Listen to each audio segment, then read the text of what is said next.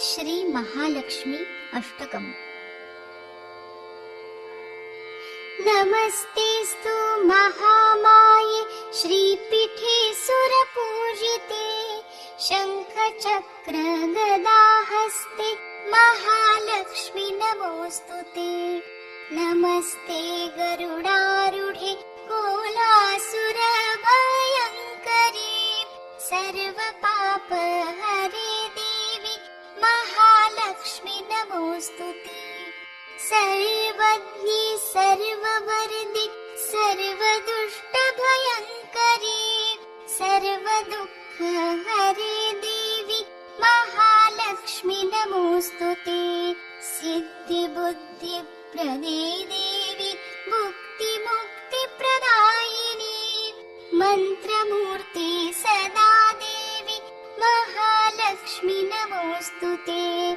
आद्यन्तरहिते देवी आद्यशक्ति महेश्वरी, योगजे योगसम्भूते महालक्ष्मी नमोस्तुते।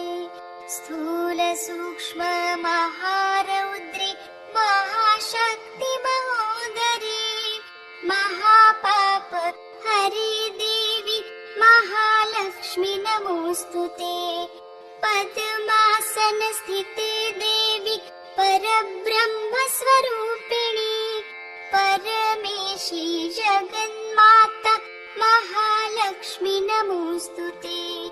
श्वेताम्बरधरे देवी नानालङ्कारभूषिते, जगत्स्थिते जगन्माता महालक्ष्मी नमोस्तुते। महालक्ष्म्यष्टकं स्तोत्रं यः पठेत् भक्तिमान् नरः, सर्वसिद्धिमवाप्नोति राज्यं प्राप्नोति सर्वदा।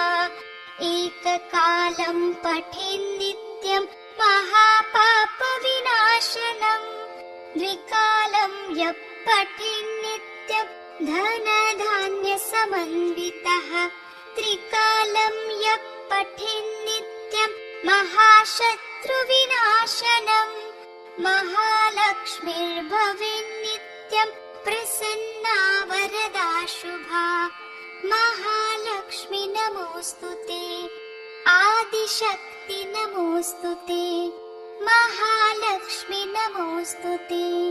आदिशक्ति नमोस्तुते। महालक्ष्मी नमोस्तुते।